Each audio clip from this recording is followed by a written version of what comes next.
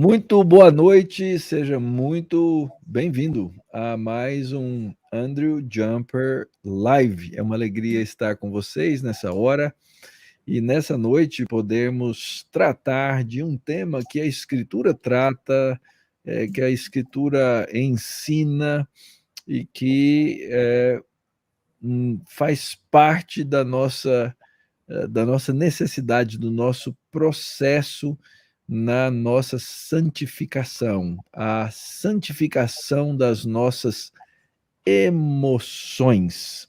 Já teve raiva? Já ficou amargurado? Já teve uma explosão de ira? Como isso funciona na vida do cristão?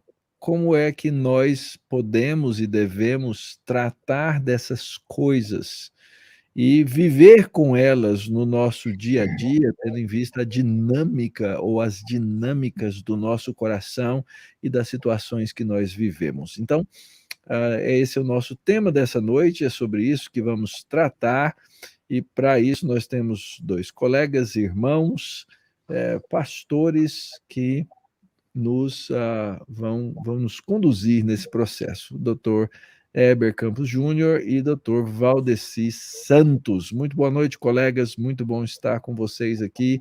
Por favor, deem o seu alô para as pessoas que já estão aí nos assistindo nesse momento. Esperei pelo Weber, então, como ele não foi, eu vou. Eu estou emocionalmente contente de poder participar com vocês dessa live.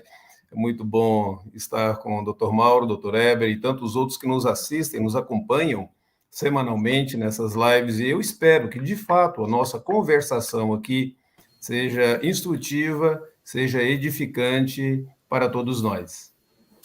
Uma alegria estar com vocês, Mauro, Valdeci, e ter o pessoal participando, não é? Eu creio que esse é um assunto bastante prático e nós poderemos pensar à luz das Escrituras sobre algo que tem a ver com a nossa vida cristã. Então, rogamos a Deus que seja uma bênção e motivo da nossa edificação, né?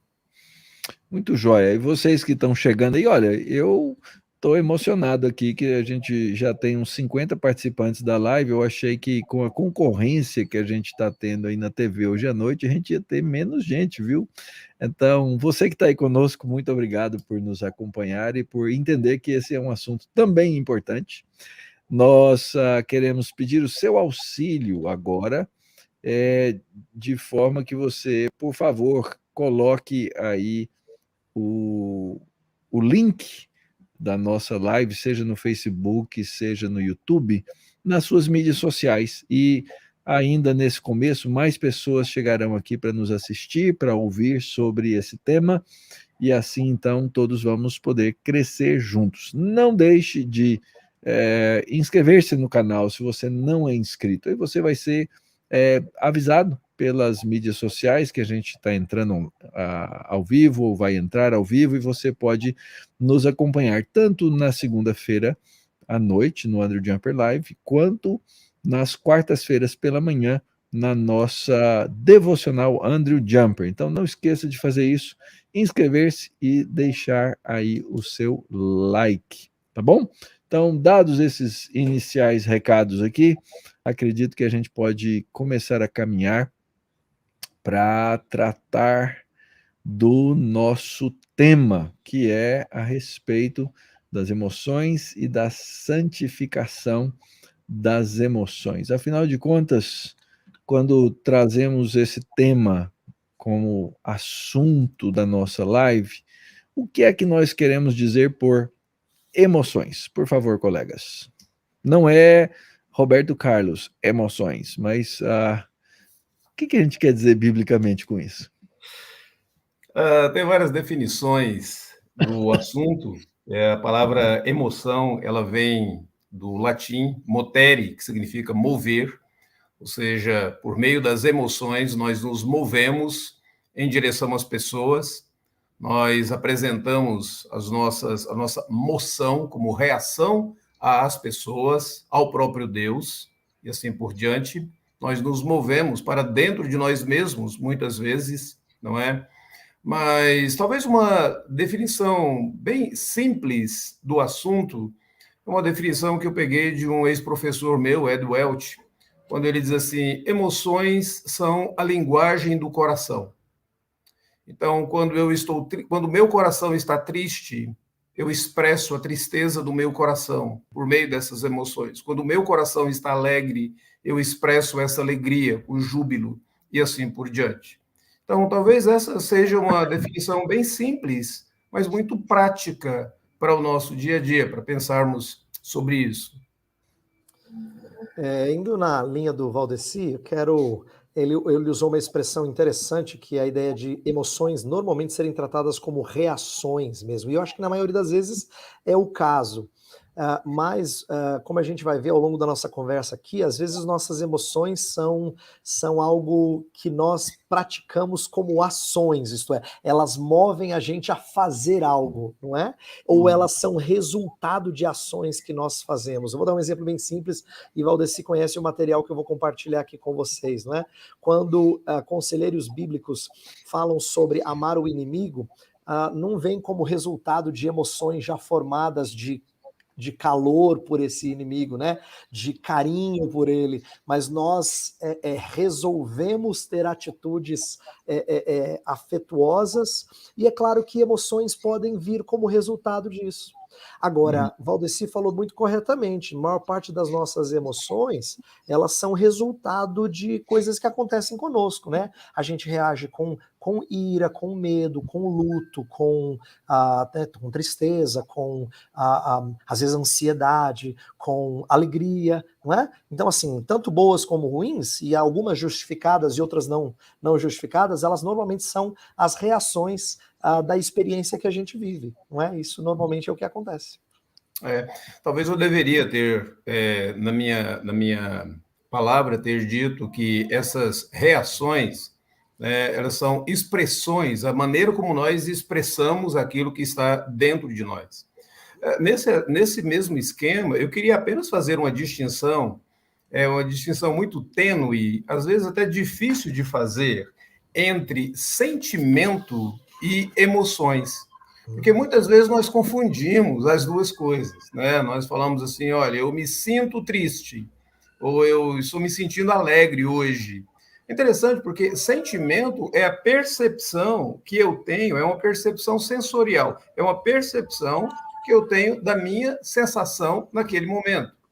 Emoção, por outro lado, é uma resposta completa, integral de todo o indivíduo. Se emoção é a linguagem do coração, e a Bíblia Sagrada usa o coração como sendo essa metáfora para falar do homem interior, então, de fato, essa emoção ela faz parte de quem eu sou, e não apenas da percepção que eu tenho a respeito acerca da situação em determinado momento.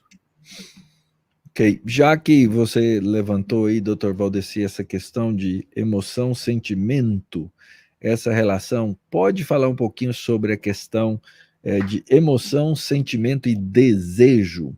Tem uma relação aí que a gente pode estabelecer? É interessante nesse aspecto, porque em termos práticos, né, os três estão interligados, correto? Você pode fazer distinções, e algumas distinções técnicas de fato, né? Sendo ele sentimento, essa percepção que eu tenho a meu respeito ou a respeito da situação onde eu estou, emoção como sendo uma parte, uma característica minha mesmo, eu fui criado com, e depois nós vamos discutir sobre isso, né? Eu fui criado com essa emoção, eu fui criado com eu vou chamar esse atributo comunicável de amor, alegria, então, desta forma, e desejo essas inclinações do meu coração, que podem ser despertadas, muitas vezes, pelo contexto onde eu estou. Então, digamos, se eu estiver em uma churrascaria, o meu desejo pela sobremesa poderá ser maior do que o meu desejo pela sobremesa quando eu estou em casa e eu sei que não tem nada de sobremesa naquele determinado momento. Então, o desejo ele pode ser desperto, não apenas interiormente, Tiago coloca isso, mas ele pode também ser aguçado exteriormente, ele pode ser mais uma questão circunstancial. Eu sei que fica técnico, mas como se diz, é o melhor que se pode fazer. Ok. E alguém já, ainda nessa pergunta, alguém já fez a relação aqui. Sempre me perguntam sobre temperamento. Temperamento é uma categoria que a gente deve considerar? Tem a ver com o tipo de sentimento e emoção que a gente expressa? Como é que fica isso aí? Doutor Eber falar. O senhor é o professor de aconselhamento, por favor. Olha só, essa ideia de temperamento, ela é alheia, estranha ao ensinamento bíblico. Isso é uma teoria grega, não é? Os gregos explicavam muitas vezes as emoções, as aptidões das pessoas. O indivíduo, ele é mais isso, colérico, sanguíneo e assim por diante. Nós tivemos alguns escritores cristãos que tentaram, de alguma maneira, batizar essa teoria grega, pagã, e trazer isto mais para dentro dos círculos cristãos. Mas você não tem nenhum amparo bíblico quanto a isso. O que você tem na Escritura Sagrada são características pessoais do indivíduo. Você tem um indivíduo que ele sim é mais propenso a falar, a interagir, outro é mais tímido nesse sentido, mas isso não seria uma questão temperamental, seriam mais características desse indivíduo que fazem parte do ser integral dele, criado à imagem de Deus. Então, eu acho temeroso, muito arriscado caminharmos por esse lado do temperamento, por duas razões. Primeiro, que ele não tem amparo bíblico. Né? E, em segundo lugar, porque ele acaba, muitas vezes, levando o indivíduo a conformar consigo mesmo com alguns dos seus vícios e não olhar assim sobre a ótica de Deus. É muito comum você virar para o indivíduo e dizer assim, não, eu sou sanguíneo mesmo, eu explodo, e aí ele está tentando justificar aquilo que a Bíblia chama do pecado de ser um cara iracundo. Entendeu? Então, a partir do momento que você coloca um rótulo na pessoa, a pessoa age de acordo com aquele rótulo. E quando você dá um diagnóstico para esse indivíduo, isso serve como uma desculpa para esse indivíduo não se conformar àquilo que a Escritura Sagrada exige dele. Talvez, Valdeci, eu poderia só assim ir na sua linha e dizer assim, que quando as pessoas falam de temperamento, parece que elas travam possibilidades que, se não tivesse essa caixinha, seria mais fácil entender. Por exemplo, se eu acho que uma pessoa que tem um temperamento mais falante vai dar um melhor pastor, dá a impressão de que quem tem um outro temperamento não vai conseguir ser pastor. Quando, na verdade, nós temos pastores com características pessoais diferentes, não é? E não é verdade que certas qualificações ou características pessoais impeçam. Claro, elas mostram uma tendência diferente de talvez ser menos impactado por coisas, o tal do fleumático, é aquela pessoa normalmente mais sossegada, não é? Conforme a definição clássica, ou uma pessoa mais colérica e aquele mais esquentado, mas essas características, quando elas são muito fechadas, como você colocou, né, num rótulo, dá a impressão de que a pessoa não consegue sair disso. Ela só vai ser um colérico santo. Mas assim, é horrível isso, né? Um colérico santo, um fleumático santo. Ele é santo, mas ele continua assim, parece que sem ação. Quando, na verdade, eu acho que talvez onde você esteja nos instruindo com a sua fala, é que há certas características nossas que são pecaminosas, que precisam ser mudadas. Não podem ficar permanentemente em nós, não é? E é interessante, porque além de ser determinista, essa teoria, se você observar, ela apresenta apenas 4 temperamentos. Quando, assim, Deus, na sua infinita sabedoria, nos criou com características muito diferentes e você vê progressos na vida da pessoa. Provavelmente houve um determinado momento na sua vida, doutor Eber, que você fosse mais retraído, mais recatado, e depois, em um determinado momento, ok, mais falante, mais relacional e assim por diante. Então, assim, há há mudanças. E essa recatado só se foi antes da adolescência, porque eu conheço ele desde adolescente, ele nunca foi, não. Mas é interessante ver que pessoas realmente têm mudanças significativas, né, doutor Valdeci? Assim, eu conheci pessoas que eram mais tímidas e venceram isso, né? Olha, eu acho muito interessante, porque é o seguinte, né? Eu tenho 2 filhos já adultos e um deles era muito fechado, ele gostava de ficar sempre com os livros, ele não queria sair de casa porque ele não queria conversar com as pessoas. Essa era a desculpa que ele me dava quando eu pedia para ele ir à panificadora comprar o pão, ele dizia, não, mas eu não quero conversar com ninguém, me deixe com meus livros aqui. Um dia, eu achei muito interessante, na igreja, em um final de ano, nós tivemos um culto e ele ficou conversando com as pessoas e interagindo com as pessoas, e eu e a mãe dele viemos para casa, o irmão também voltou, e ele ficou lá. Depois de mais ou menos 1h30, ele voltou, e eu cheguei para ele e disse, rapaz, o que está acontecendo? Né? Você é um cara recatado, mas dos seus livros e tal, e você foi o último. Ele disse, se Deus me chamou para um ministério, e o ministério envolve interação com pessoas, eu preciso mudar. Fantástico isso. Uhum.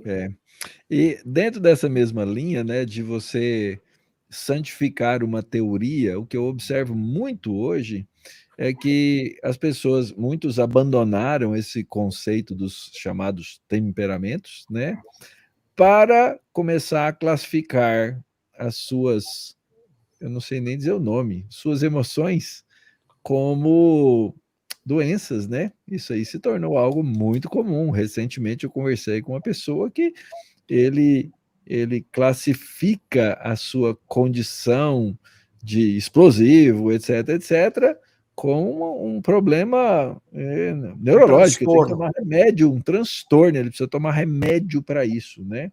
Então, é interessante que realmente alguém me escreveu aqui, estamos mexendo num vespeiro, quando a gente começa a tratar dessas coisas, né? Quando a gente começa a caminhar aí por essas questões.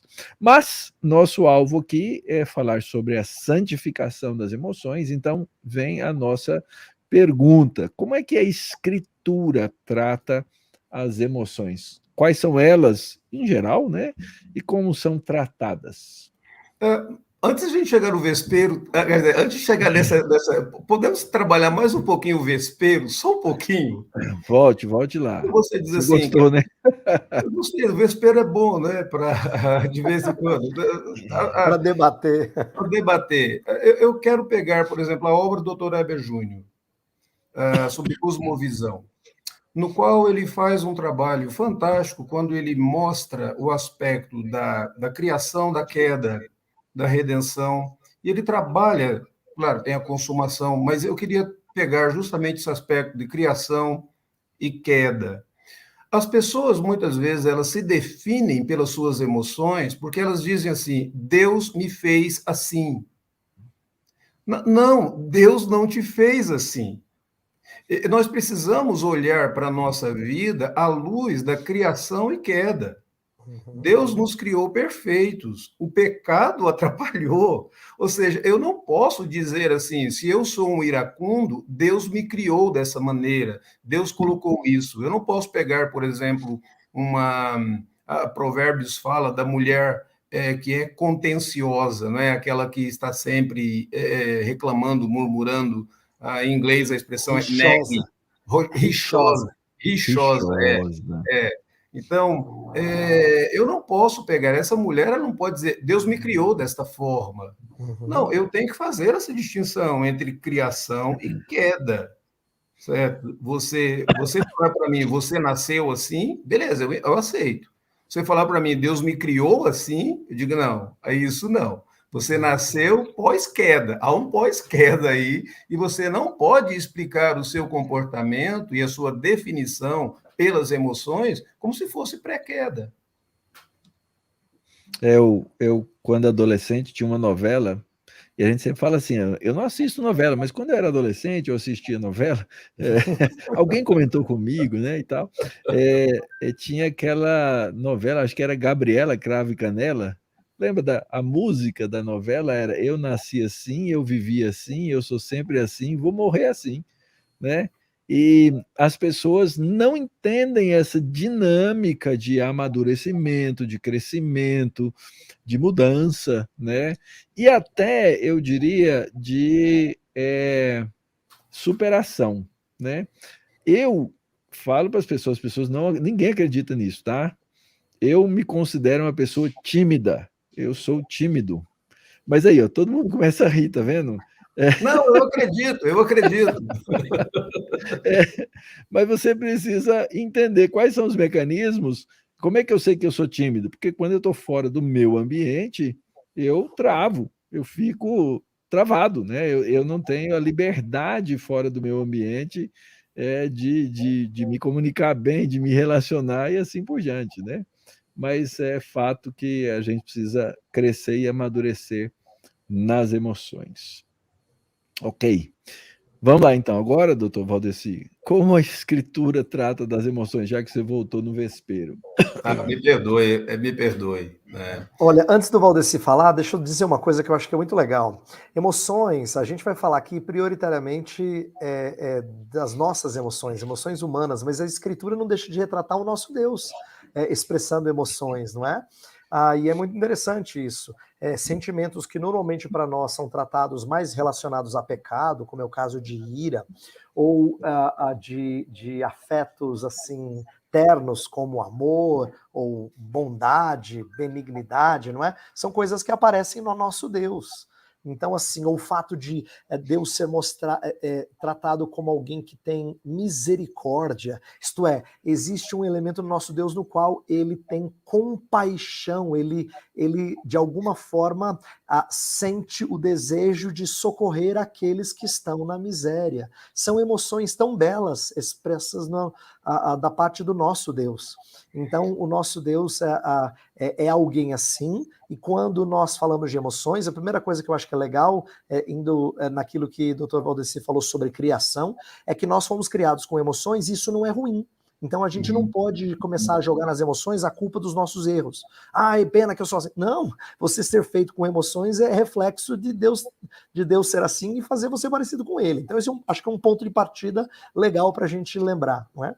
E eu acho que esse é o ponto de partida para entendermos como que as escrituras tratam as nossas emoções, porque é importante nós entendermos que emoções são atributos divinos comunicados aos seres humanos que foram criados à imagem de Deus. Então, assim, emoções são presentes de Deus para nós. Como que a Escritura Sagrada trabalha isso? De várias maneiras. Se nós observarmos, por exemplo, os imperativos bíblicos, alegrai-vos com os que se alegram, regozijai-vos sempre. É uma maneira da Escritura Sagrada trabalhar emoções. Outra forma, os exemplos bíblicos. Normalmente nós temos exemplos de pessoas se alegrando, de Ana derramando o seu coração com amargura diante do Senhor, Davi se regozijando, trazendo a arca. Então, esses exemplos bíblicos, eles são maneiras como a Escritura Sagrada está tratando isso, né? Jeremias, aquele profeta que vai falar tanto, né, das suas emoções ali e tal.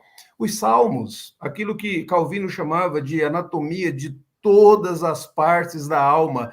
A gente encontra salmos onde tem assim solidão. Salmo 25, por que estou sozinho e aflito? Tristeza, gasta-se a minha vida em tristeza. Salmo de número 31.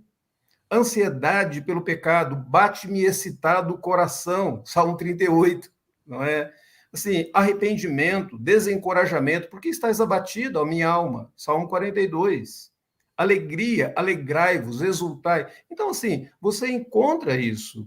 Então, a maneira do próprio Deus se revelar a nós é por meio de emoções. Deus revela a sua ira, Deus revela o seu zelo, o seu ciúme. Ele diz que ele é um Deus zeloso. Deus revela a sua tristeza quando diz, não entristeçais o Espírito Santo de Deus. Dr. Eber diz sobre a compaixão, né? O Senhor Deus se compadece das pessoas. Deus é amor. a própria alegria do Senhor. Então, assim, a Bíblia Sagrada, em toda ela, fala de emoções. E se nós observarmos, o próprio fruto do Espírito, não é? É uma maneira da Escritura Sagrada abordar emoções. O fruto do Espírito é amor, alegria, né? Bondade, longanimidade, e assim por diante. Então, o difícil é encontrarmos uma parte da Bíblia Sagrada onde não há esse tratamento das emoções. E, Valdeci, eu diria que, dentre tantos ensinamentos ligados ao que você acabou de citar, um que eu ressalto, que eu acho muito legal, que vai contra a mentalidade de muita gente, é assim: emoções são uma coisa que acontecem comigo, eu não tenho domínio sobre elas. Não, mas tem um imperativo na Bíblia. Não emoção não é só estado de espírito. Eu acho que essa é uma coisa legal que mostra que a Escritura corrige um conceito muito comum hoje em dia. Não é estado de espírito. Eu tô para baixo, me deixa, tem que esperar um tempo, eu vou mudar de humor. Né? Então, emoção parece que tem a ver com humor somente, quando na verdade na Escritura a gente é ordenado a fazer coisas que a gente acha que tem a ver com estado de espírito. Então, eu acho que essa é uma maneira, pegando um ponto que você destacou, uma maneira de corrigir, por exemplo, conceitos equivocados que a gente tem nutrido no nosso meio. Eu acho que são esses dois extremos que muitas pessoas, muitos cristãos lidam com eles, né? O primeiro extremo, e ao longo da história do cristianismo nós vamos ver isso. Primeiro, aqueles que tentam negar as emoções. A emoção não tem nada, né? A ideia de Deus não ter nenhuma emoção. D.A. Carson faz uma crítica fantástica sobre isso. Ele diz que muitos teólogos pegam alguns textos selecionados, fazem uma peneira e depois, com essa peneira, eles tentam tirar as emoções de Deus. E por conta disso, a ideia de que o cristão ele não pode ter emoções, né? Ele tem que ser apenas racional. Por outro lado, você tem alguns outros que eles acabam entronizando as emoções de tal forma que elas passam a defini-lo. É aquilo que o Dr. Eber diz, o indivíduo assim, eu sinto que isso, hoje eu me sinto dessa maneira, e aí a pessoa não quer se corrigir, ela não quer utilizar os imperativos bíblicos para ela, né? Ok, de fato, as emoções, elas precisam ser entendidas, né, de acordo com a Escritura, e é interessante que a Escritura não nega a realidade das nossas emoções na criação, ou mesmo depois da queda. Muito bem, temos mais uma questão aqui. Uma vez que a Escritura trata, assim, das emoções, a questão é qual o propósito delas? Como é que elas funcionam? Para que elas funcionam? Eu vou começar e depois o Dr. Eber pode elaborar melhor e corrigir um pouco das minhas heresias nesse assunto, né? Veja bem, se a palavra emoção, ela significa mover, ela vem do latim motere, a ideia é que Deus nos criou com essas emoções para nos impulsionar a algumas reações básicas. Em primeiro lugar, Deus nos criou com emoções para nos impulsionar a buscar uma comunhão com Ele. Eu gosto muito da frase de Agostinho, né? Tu nos criaste para ti, ó Deus, e o nosso coração não encontrará descanso enquanto não estiver descansado em ti. A ideia é que somente no Senhor Deus as minhas emoções têm uma satisfação integral e plena. Então, Deus me cria desta forma para me impulsionar a buscar um relacionamento com Ele. Eu gosto muito do salmista, no Salmo de número 16, tu me farás ver os caminhos da vida, na tua presença a plenitude de alegrias, delícias perpetuamente. E aí você observa pela Escritura Sagrada que todo aquele que se afasta do Senhor, como que esse indivíduo acaba muitas vezes vivendo na sua angústia de alma, vazio na sua alma e assim por diante. Mas, em segundo lugar, Deus nos cria com essas emoções para essas emoções nos impulsionarem a buscar uma comunhão com o próximo. Aqui é uma coisa extremamente importante, não é? Essa é uma das razões pelas quais Deus criou uma auxiliadora para o ser humano, porque o próprio Deus vê que não era bom que o homem estivesse ali isolado.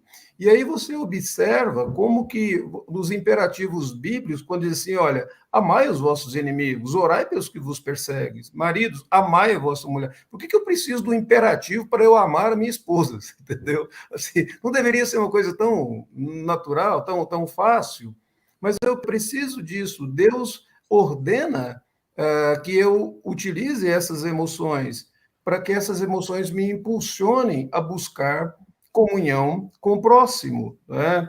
E Deus usa essas emoções para me motivar a ter um relacionamento com outras pessoas. Então, basicamente, esses dois propósitos são importantíssimos nós termos aí em mente. Agora, veio o pecado. E o pecado, ele corrompeu isso. O pecado, ao invés de me fazer buscar comunhão com Deus, ele me move para longe do Senhor Deus. E eu acabo utilizando, muitas vezes, as minhas emoções nesse meu distanciamento de Deus. Lembra de Caim, lá de Gênesis? Não é? O Senhor Deus vira para Caim e diz assim, por que está descaído o teu semblante? Não é? Ou seja, naquele afastamento de Deus, ali no caso de Caim, as emoções estavam envolvidas também. Outra coisa, o pecado me leva, muitas vezes, a utilizar as minhas emoções para eu me mover para dentro de mim mesmo. Eu gosto daquela frase cunhada por Agostinho, o doutor Eber me corrige aí, porque é da área dele, né? Muito utilizada depois por Lutero, quando ele diz assim, pecado é incurvatus em si. Eu gosto disso, porque o pecado, ele me leva para dentro de mim mesmo. Eu não quero conversar com as pessoas, eu quero me isolar, eu quero ficar amuado, né, como se diz assim, eu quero cultivar a minha tristeza, né? E o pecado me leva, muitas vezes, a reagir contra o meu próximo. Então, esses dois propósitos de Deus ter nos criado seres com emoções, o pecado vem e ele corrompe, ele deturpa isso. E aí nós passamos a ter alguns problemas. Valdeci, não tenho nada para corrigir, mas eu queria dar exemplos do que você falou, que é muito precioso.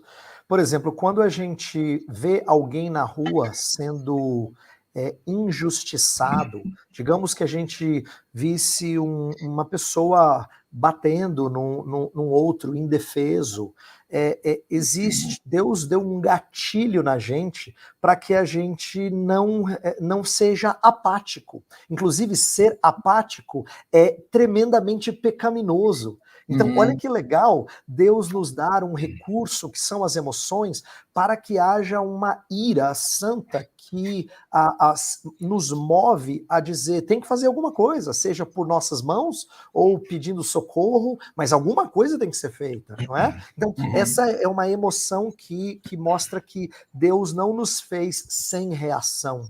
Né? Eu acho que uma outra, agora mais positiva, mais bela, é assim, quando nós três somos pais, quando a gente vê um bebezinho pela primeira vez, não dá para a gente não ter uma reação, não é? Então a nossa experiência de paternidade leva a gente a ter emoções novas que a gente nunca tinha tido, e de uma afeição por aquela coisinha pequena de 3 quilos e pouquinho, que você fala assim, meu Deus, como é que a gente pode, não é, amar tanto e querer tanto bem? Então assim, eu acho que são dois bons exemplos, né, assim, de um mais impetuoso, o outro terno, de que Deus quer que a gente se aproxime e cuide do próximo, né? Seja numa ideia de defesa ou de cuidado mesmo, de proteção, de sustento. E seria horroroso, seria assim, vil, dizer que a gente não sentiu nada, que a gente não teve uma resposta a essas duas situações, não é? Agora, só para complementar, a minha fala diria assim, eu acho que você colocou muito bem a ideia do próximo, Valdeci, mas eu acho que até em espelhar nossos sentimentos para com Deus, não é? Sim. Sim, não é? Assim, nosso Deus nos fez para espelhar sentimentos santos e sermos parecidos com o nosso Senhor, até inclusive de volta para Ele, não é? Acho que é uma maneira de colocar também. Perfeito. Isso. E já que o doutor Valdeci começou com essa questão, né? Talvez Porque eu... mas você começou, mas foi boa, foi boa. E a gente pode explorar um pouquinho mais, né, essa questão das nossas afeições com relação a Deus, ao culto, né? Por exemplo, quando os profetas comentam a respeito do dia do Senhor, ou Deus mesmo, através dos profetas, fala disso, fala do Shabat deleitoso. Ora, a ideia de deleite não é termos o desfrutar das melhores emoções, né? Alguma coisinha que vocês possam acrescentar aí sobre essa questão das nossas afeições e o culto a Deus, como é que a gente pode demonstrá-las, como é que elas funcionam? Mauro, me permita só uma palavrinha que eu acho que é legal os nossos ouvintes saberem disso. Eu vou falar uma coisa um pouco técnica, mas assim, meu desejo não é que a gente continue nessa tecnicalidade, mas é que teólogos às vezes fazem uma distinção entre afeições e emoções. Sendo que afeições é algo mais profundo, emoções são mais transitórias. Por exemplo, emoções podem ser às vezes ligadas ao como eu estou me sentindo hoje. E eu falo assim, não estou muito bem. No entanto, isso não anula o fato de nós amarmos nossas esposas e termos o dever de servi-las, mesmo eu não estando muito bem hoje. Não é? Então, essa distinção é apenas para o nosso público ouvir e não achar que nós estamos tratando de coisas fugazes, assim, coisas passageiras. Tá? Então eu vou juntar o pacote para a gente tratar de emoções de uma maneira mais rica, mas às vezes os teólogos preferem fazer uma distinção entre a afeição como algo mais duradouro, mais profundo, e emoções como mais superficiais, transitórias, aquela que pode mudar da manhã para tarde. Né? Humor, né? O humor. Humor, exato. E afeições como algo mais permanente.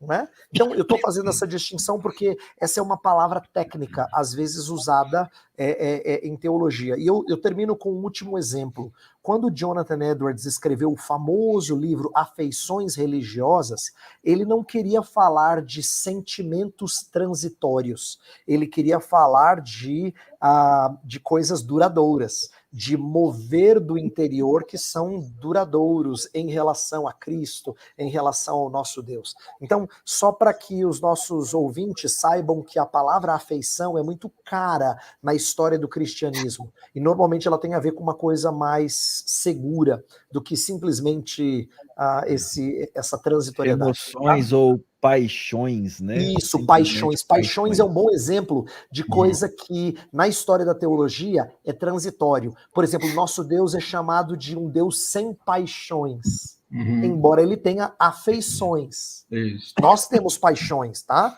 Inclusive, paixões são uma palavra muito negativa na história da teologia, porque elas normalmente se referem a essa coisa assim, reativa e fugaz, passageira, mas afeições não. Afeições são a beleza do que nós refletimos de Deus.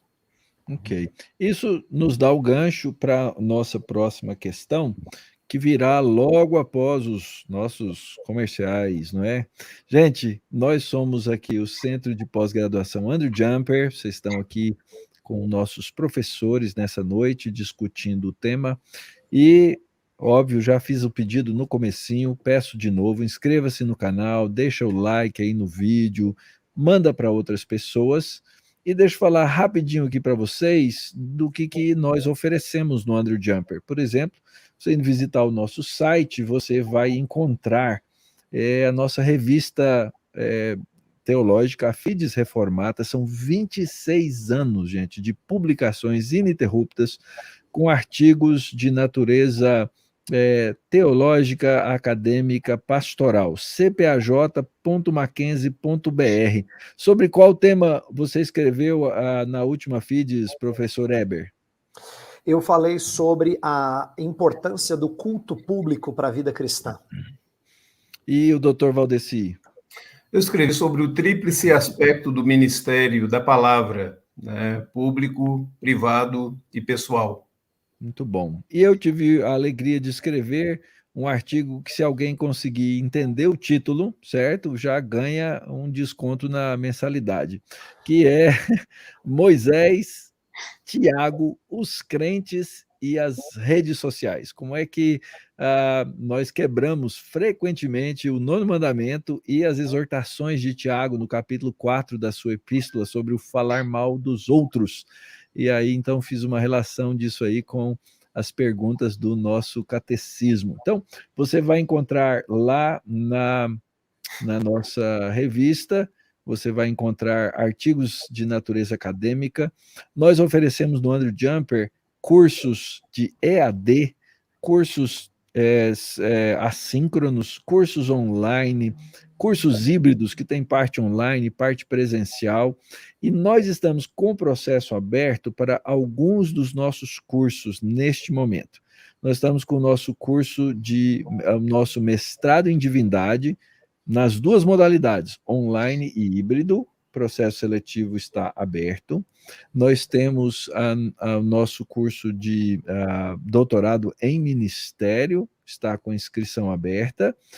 Esses cursos para você estudar em 2023, você faz o processo seletivo agora, para começar lá em fevereiro do ano que vem. Moisés Hernandes Roble está dizendo aí, eu já garanti a minha inscrição no MDiv. Isso aí, queremos ver mais gente lá se inscrevendo.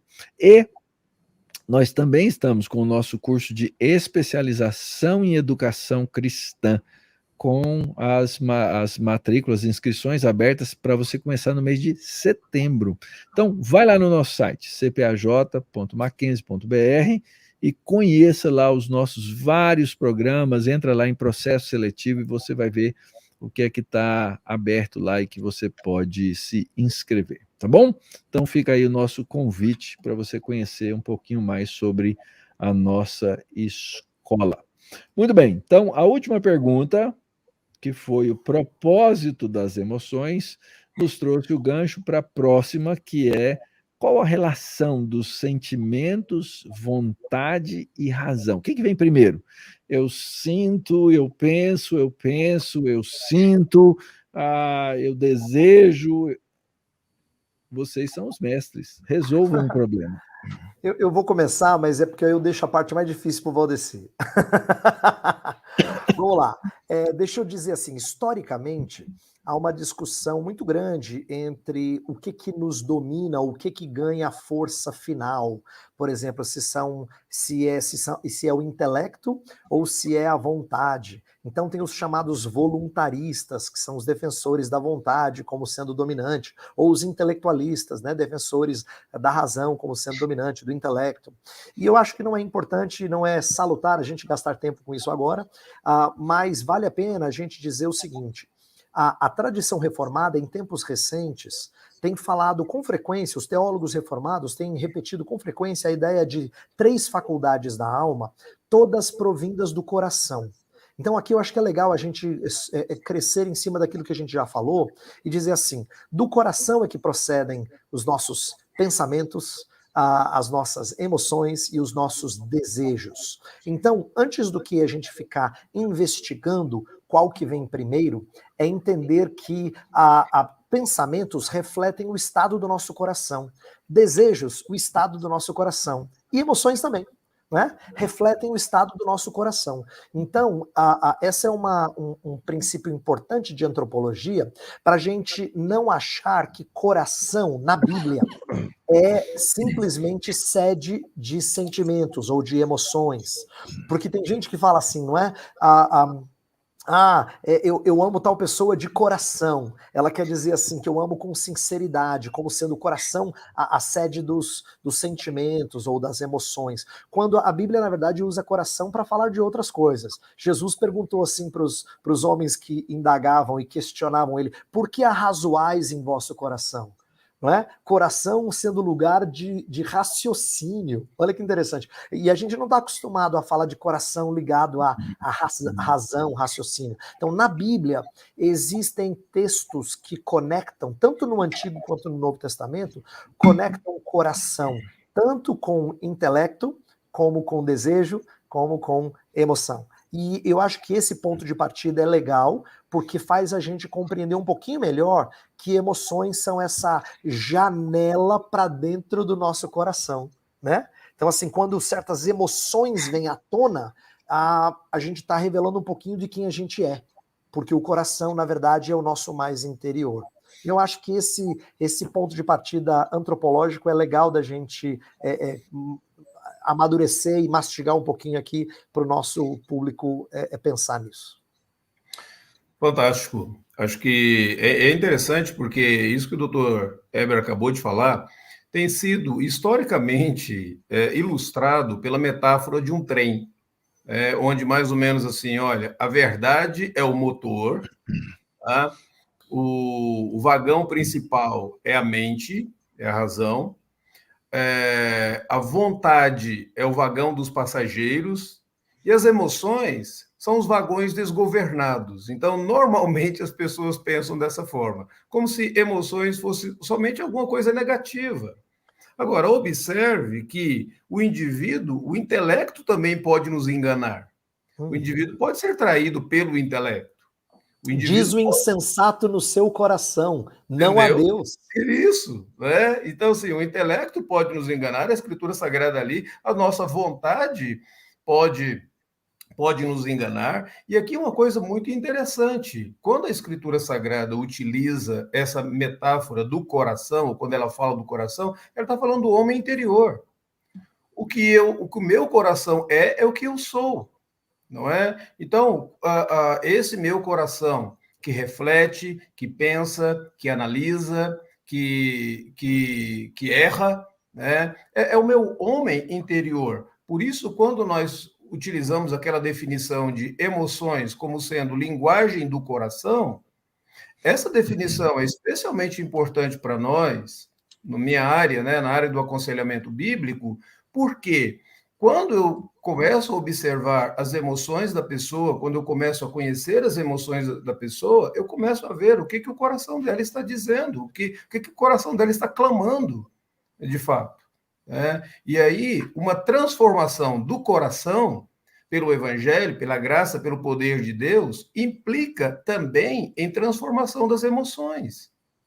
Então, aquela pessoa que muitas vezes se define pela emoção, ela será transformada pelo poder do Evangelho. Então, é aí que está a própria beleza. Por mais complexas que essas emoções sejam, nós temos esse ministério de tentar compreender. Eu gosto muito de Provérbios, quando diz assim, como águas profundas são os propósitos do coração do homem, mas o homem de inteligência sabe descobri-los. É fantástico isso, não é? Então, assim, essa complexidade das minhas emoções, da linguagem do meu coração, elas podem ser analisadas e compreendidas. Ok. Mais algum complemento aí dentro dessas coisas?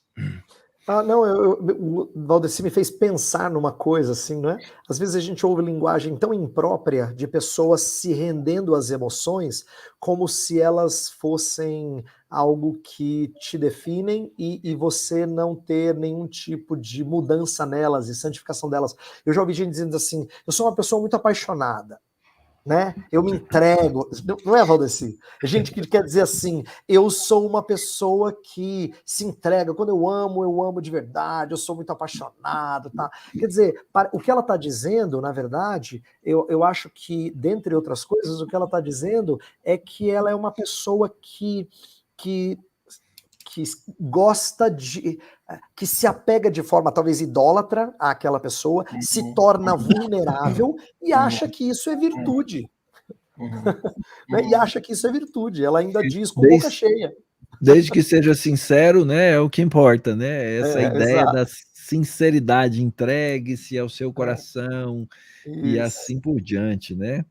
Ah, aliás, isso tem a ver com a nossa próxima pergunta.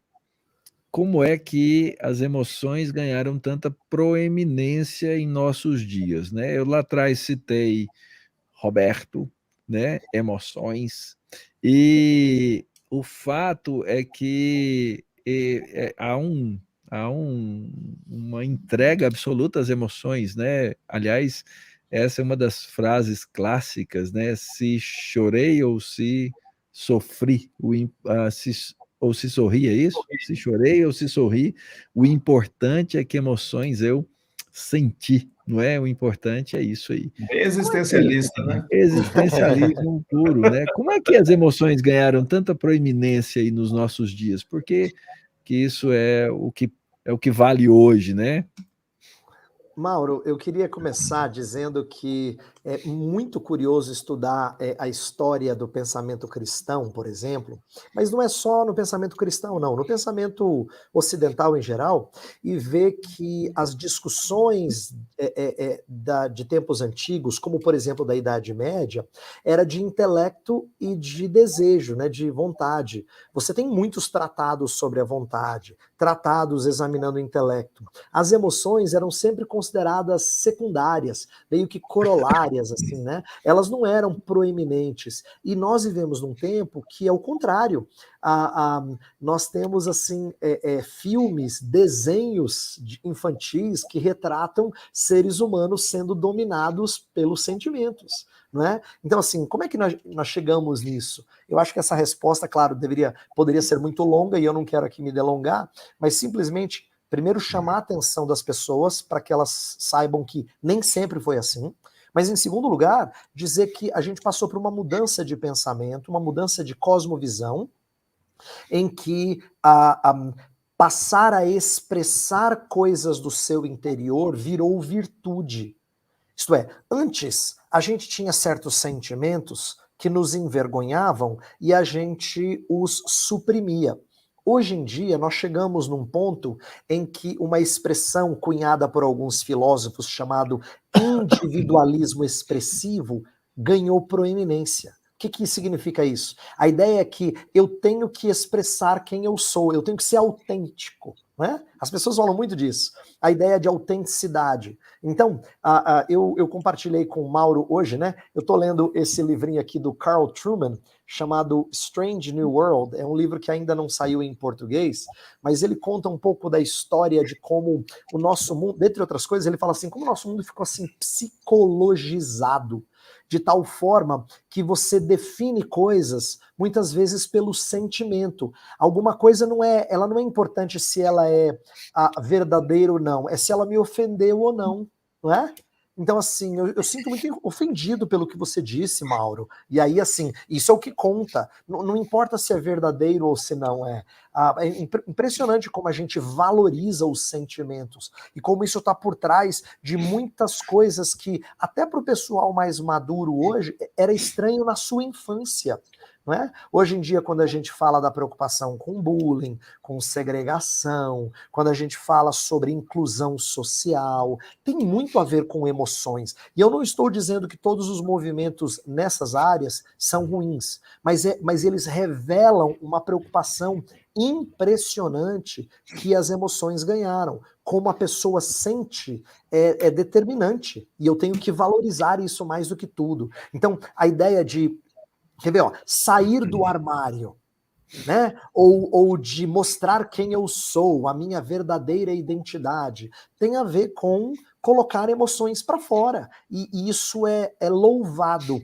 Em tempos antigos, isso seria talvez motivo de exposição vergonhosa. Hoje não, hoje é aplaudido. Por quê? Porque nós passamos por uma mudança de cosmovisão ao longo dos últimos séculos, em que expressar o seu interior é positivo. Então eu quero terminar a minha fala com um insight legal que eu aprendi com o Truman, né, nessa leitura aí recente que eu estou fazendo. Ele disse assim, olha que interessante o que aconteceu nas escolas. Antigamente, ele falou, educação visava formar alguém para, inclusive, aprender a frear certas coisas e dar a ela um comportamento mais condizente com a sociedade. Era assim que se pensava. Hoje em dia, não. Hoje em dia, a escola visa tirar travas para que na liberdade a pessoa se expresse e mostre quem ela é, porque a educação hoje ela é muito mais performática do que formativa. Então, esse é um insight muito legal que mexe para a gente entender como essa predominância das emoções mexe, inclusive, com o sistema educacional. Né? Hoje em dia, um professor não pode reprimir sentimentos de alguém. Em tempos antigos, isso era visto até de forma... A escola tem que fazer isso. Hoje não. Isso seria um absurdo. A gente considera isso um absurdo, porque ela tem que deixar que as emoções saiam livremente. Então, isso mostra, assim, houve uma mudança radical e às vezes a gente não se dá conta disso. Eu fui corrigido aí devidamente na frase do Roberto Carlos, o importante é que emoções eu vivi. Ok, então que fique para os registros da posteridade isso aí. É interessante, né, é que quando você assiste, eu não assisto, todo mundo fala assim, eu não assisto, né, mas esses programas todos de música que tem, acompanhei algumas temporadas de algum desse que o pessoal vira a cadeira lá e as frases faladas, né, são todas, assim, é um bordão, follow your heart, siga o seu coração, sinta as suas emoções e siga as suas emoções, não é? Mauro, É absolutamente preeminente mesmo. E o repórter que pergunta para alguém que acabou de ter uma partida, qualquer coisa esportiva, ele diz, como é que você está se sentindo? Isso, muito bem, né? Eu tô bem... Acabei de perder, né? Não, mas assim, veja, não é importante falar de desempenho, de coisa objetiva. O subjetivo ganhou uma proeminência impressionante, né? Isso, é o subjetivo mesmo, é a dominância do subjetivo e do emocionalismo, né? Acho que isso pode ser, assim, traçado nesse aspecto. O Schaeffer nos ajuda bastante, né, no livro A Morte da Razão, quando ele diz assim, a partir do momento que a humanidade perdeu, né, de referência Deus, o ser humano se tornou a referência. E o ser humano começa a buscar dentro de si mesmo, e aí nas suas emoções, o significado para a sua própria existência, para a sua própria definição. Né? Então, acho que nesse aspecto nós vemos justamente essa mudança aí. A doutora Eber falou que nós vivemos num período extremamente psicologizado, não é? E é engraçado, quando eu analiso, eu vejo assim, a psicologia, no geral, é claro, falar de apsicologia é errado, porque não é são várias psicologias e várias linhas, eu entendo, estou usando o termo apenas no sentido bem popular, como se é dito, mas no geral, a psicologia diz assim, o seu problema está fora de você. As pessoas que não te entendem, você que não é amado, certo? As circunstâncias e tal. A solução está dentro de você. Se ame mais, seja mais transparente, se expresse e pronto e tal. Quando eu vou para o Evangelho me diz o contrário. O Evangelho diz assim, seu problema está dentro de você.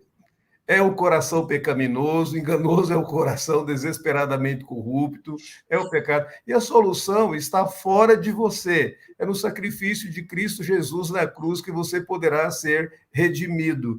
Então, assim, nós lidamos com isso o tempo todo. Com certeza. Não é fácil. Eu descobri uma coisa no ano passado. Meus colegas estão aqui, eles sabem que eu sou muito emotivo. Quanto mais velho, mais emotivo, né? Mas eu sempre entendi que eu era capaz de controlar as minhas emoções.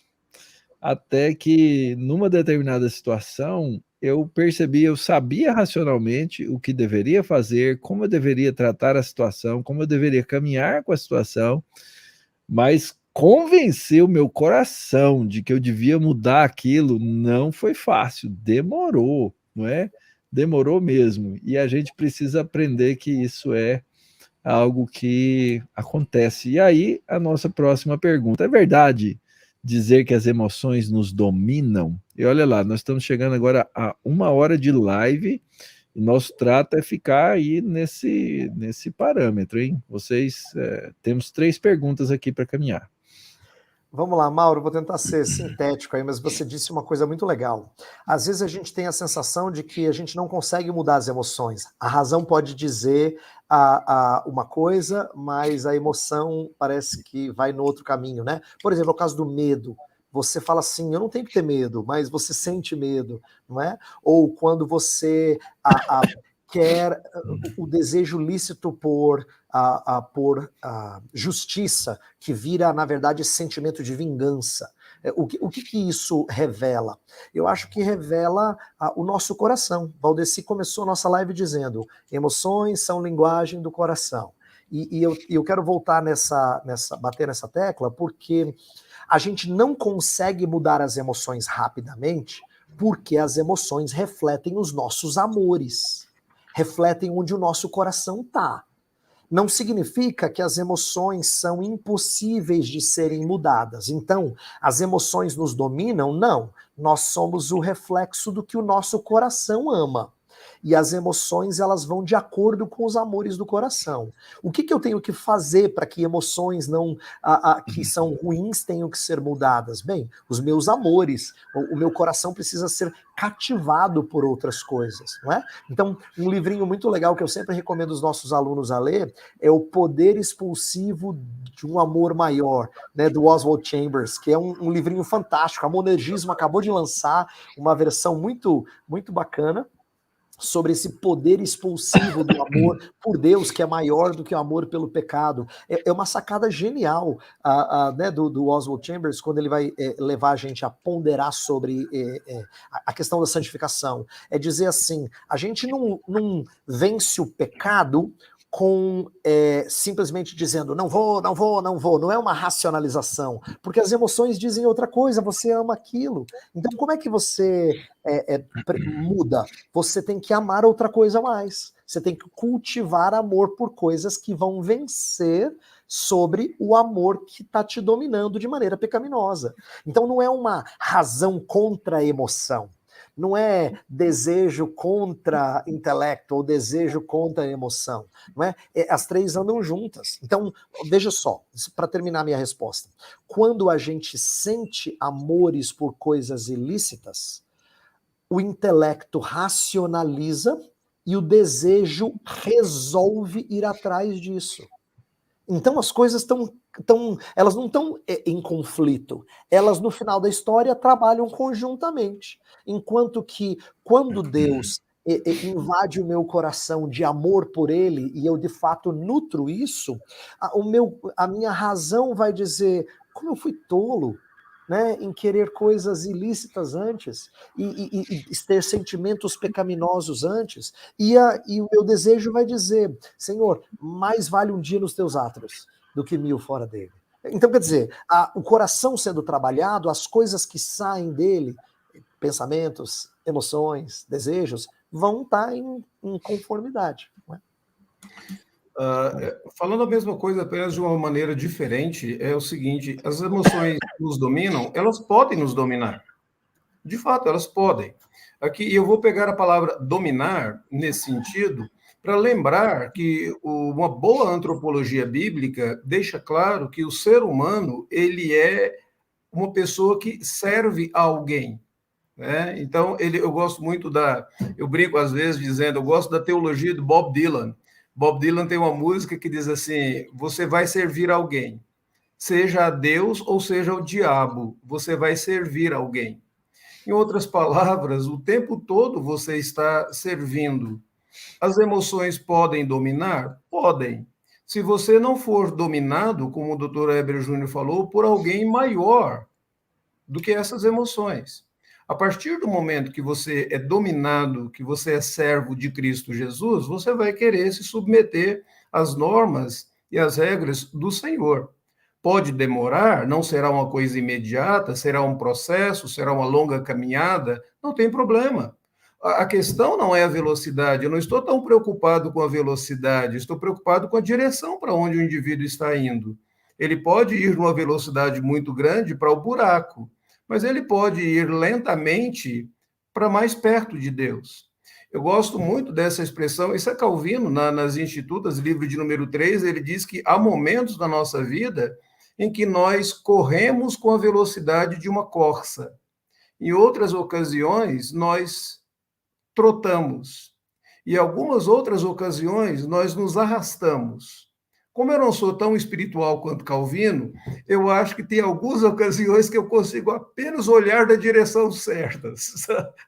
E assim, a questão não é a velocidade, não é se você consegue mudar a sua emoção rapidamente, mas nesse processo onde você, sendo dominado, submisso ao senhorio de Cristo, você é conformado à imagem dele nesse aspecto.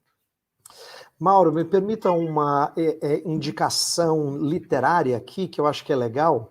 A editora Fiel lançou um livrinho chamado Organize Suas Emoções, do Alasdair Groves e do Winston Smith, que tem tudo a ver com a nossa live, e eu acho que pode ser útil aí para o pessoal que quer aprender mais sobre esse assunto. Certamente o Dr. Valdeci deve ter muita literatura legal, mas eu pensei nesse porque esse é bem específico. Não é? Não, esse é fantástico. Então, O Alasdair foi meu colega do curso e o Winston foi meu professor na área de aconselhamento de casais. São excelentes amigos e é um material muito bom, de fato.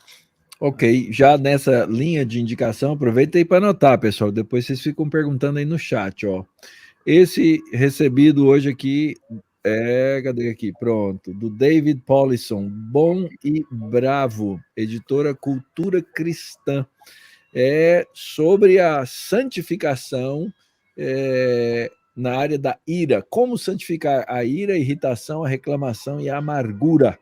Então, fica a indicação. David Paulison, Bom e Bravo, editora Cultura Cristã, tá bom? Mais uma indicação aí para vocês. Vamos caminhar aqui, gente. 2 perguntas. Temos aí pouquíssimos minutos para terminar. Emoções espontâneas são pecaminosas? Olha, eu vou começar, mas eu estou ansioso por ouvir Valdeci. Eu queria falar sobre um assunto, Mauro, que eu acho que alguns evangélicos em nossos dias perderam de vista, que é o seguinte: é a impressão de que só aquilo com o qual eu consinto é pecaminoso e aquilo que é espontâneo não é pecaminoso. Então, por exemplo, uma explosão de ira, não é?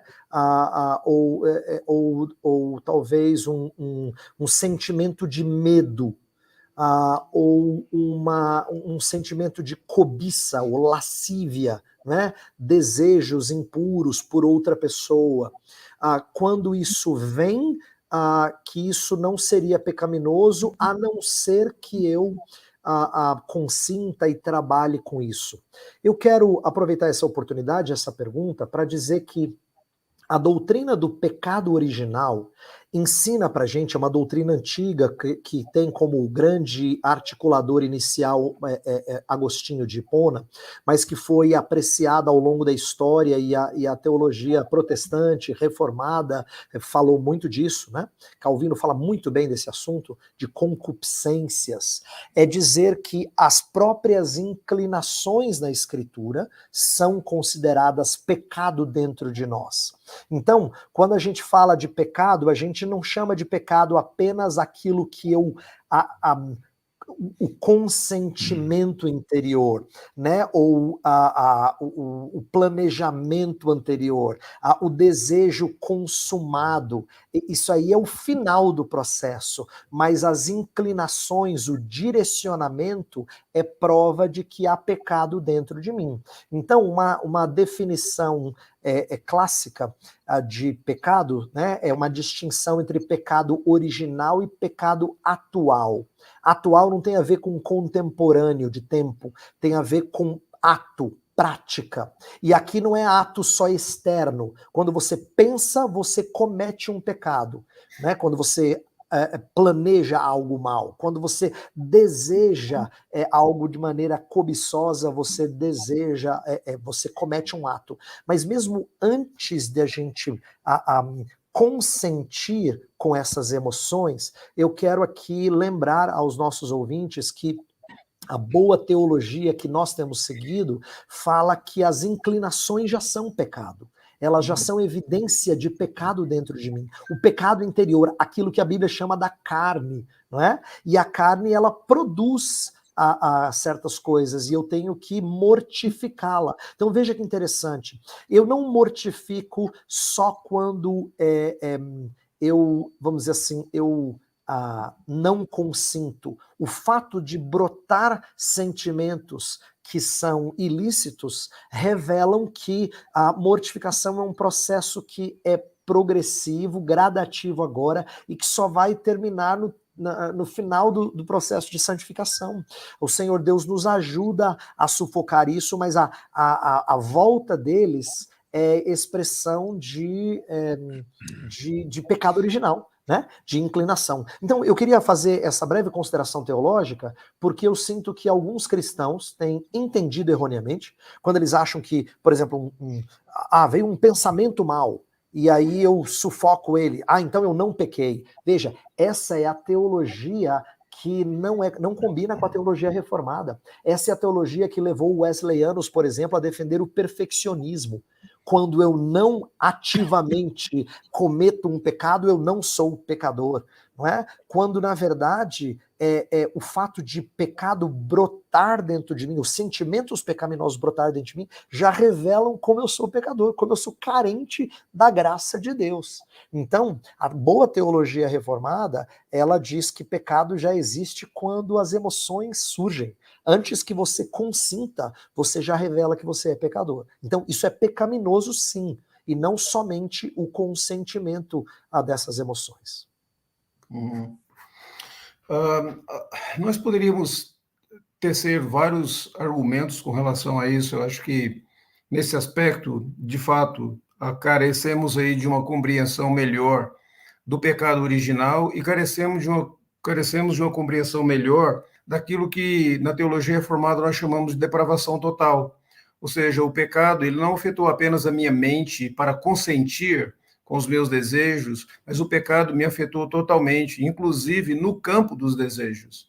É interessante lembrar que Tiago diz assim: cada um é tentado pelo seu próprio desejo, na NVI, ou pela sua própria cobiça, na ARA, não é?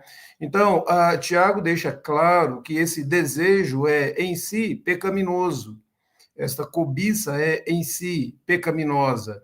E você vai observar uma coisa muito interessante no fato do nosso Redentor ter sido homem como nós, mas sem pecado. O nosso Redentor, ele foi tentado em todas as coisas externamente, mas internamente ele não tinha seus desejos pecaminosos, ele era santo, não é? E é santo. Então, nós precisamos compreender nesse aspecto uma boa teologia, conforme o Dr. Eber colocou para nós, ela nos orienta nesse sentido.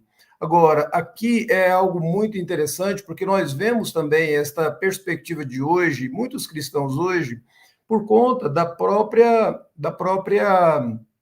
influência de uma sociedade psicologizada como nós estamos, que acaba muitas vezes criando rótulos, e esses rótulos servem para justificativa do indivíduo, onde você olha para o indivíduo como se daquilo que a Escritura Sagrada define como pecado, e ele é definido como uma pessoa doente, como uma pessoa impotente para lutar contra isso. Por exemplo, você vai olhar para alguém em alguns círculos, no Brasil ainda não se define isso, mas por incrível que pareça, em algumas sociedades, você vai olhar para um indivíduo, um pedófilo, e vai dizer, isso é uma doença. Em vários círculos se define como uma doença.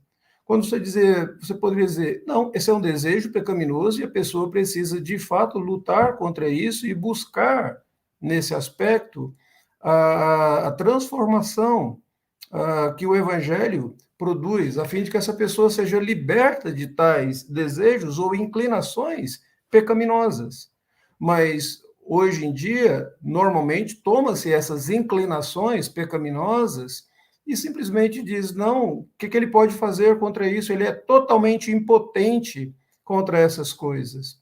Bom, aos cristãos, normalmente eu digo o seguinte, se nós fomos convertidos, se nós fomos alcançados pelo Evangelho, e fomos, e esse Evangelho fala desse poder do Espírito Santo que ressuscitou Jesus Cristo dentre os mortos, e esse mesmo Espírito habita em nós, você acha que o poder do Espírito Santo é insuficiente para te libertar de qualquer desejo ou inclinação pecaminosa? Se você pensa assim, você está tendo uma visão muito pequena e estreita do Evangelho do Senhor Jesus.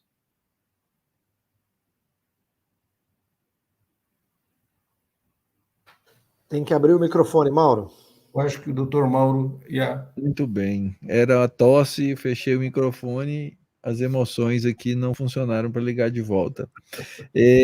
Muito bem, eu acho que isso então nos traz agora para a nossa última pergunta, que vem logo depois do comercial, né, gente? Tem que falar um pouquinho. Nós aqui no Andrew Jumper estamos com os nossos processos seletivos abertos para os seguintes cursos. Nosso mestrado em divindade, 2 modalidades, híbrido, que você vem algumas vezes a São Paulo, e online, 100% em casa, né? Temos também, com o processo seletivo aberto, nosso doutorado em ministério, e esses cursos, para você se matricular a fazer o processo seletivo agora, e você estudar a partir do ano que vem. Quem pode estudar, você precisa ter uma graduação, no mínimo, e para o nosso doutorado em ministério, uma pós-graduação também. Vai lá no site cpaj.mackenzie.br, você vai conhecer lá, tem os editais publicados, você vai poder saber lá como se inscrever e como vir estudar conosco. E para estudar ainda esse ano, nós temos 2 cursos. Nós temos os nossos programas de EAD, você se inscreve até o finalzinho do mês e começa a estudar no dia 1º do próximo mês, tá? Nós temos o nosso EAD, nós temos nas áreas de teologia sistemática, teologia bíblica, teologia aplicada, missiologia e exposição bíblica. Então você pode entrar para um desses cursos. E ainda, para começar no mês de setembro, você pode se inscrever no nosso EEC, nossa especialização em educação cristã. Não perca a oportunidade, os processos estão abertos, você vai lá no nosso site e você conhece os nossos cursos. Aproveita que você está aí, se inscreve no nosso canal, recebe a notificação de que estamos na nossa live, estamos na nossa devocional todas as quartas pelas manhãs, tá bom? Então agora a gente vai para a nossa última pergunta, beleza? Então vamos lá. Última questão. O que, afinal de contas, é então uma emoção santificada? Por favor, doutor Valdeci, quero te ouvir agora. Eu gosto muito de um artigo escrito por Benjamin Warfield, e foi publicado em 1912. Fantástico artigo, quando ele fala sobre a vida emocional do nosso Senhor. Ele está falando do Senhor Jesus Cristo.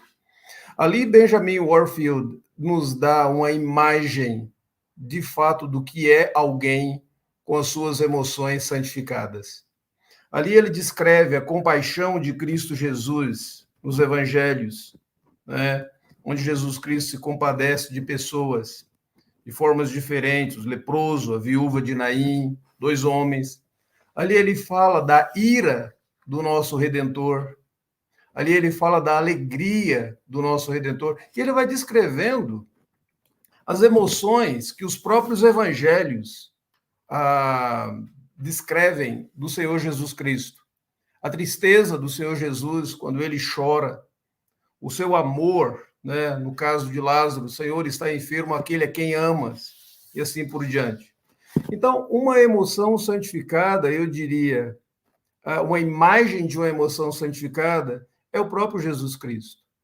E a Escritura Sagrada nos diz que o propósito de Deus é nos conformar à imagem de Cristo Jesus, o nosso irmão primogênito. Então, isto sim seria uma emoção santificada.